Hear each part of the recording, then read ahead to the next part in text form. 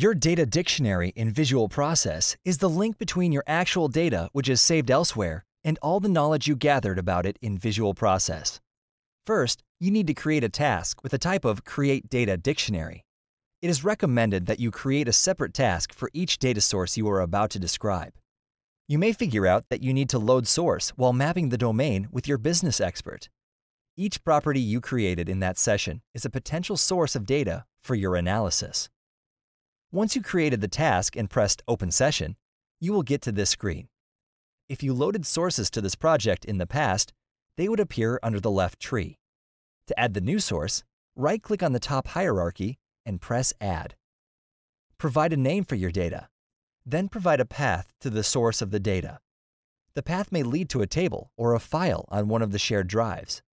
You can also provide a path to your own computer if you are working by your own.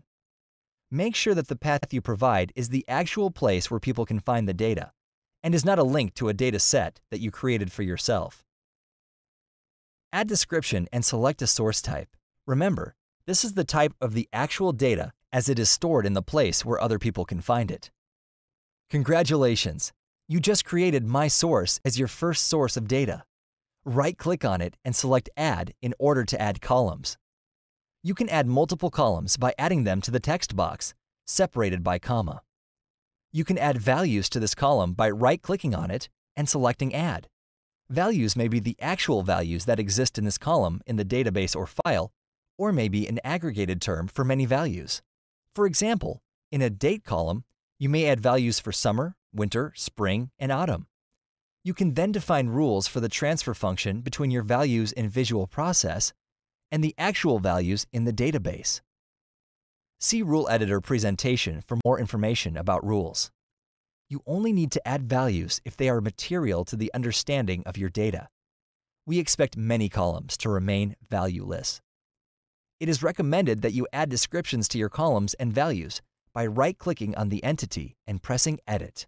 Once you add a description, a small symbol will appear next to the entity to mark that this entity has description. On the right side, you will get the hierarchy of the business domain. In this case, the top level is a car. A significant benefit in Visual Process is derived from the ability to connect real-life objects and terminology to the data columns and values. To do this, simply drag a link from the column or value and the object. A green flag will appear to denote the fact that these entities are mapped.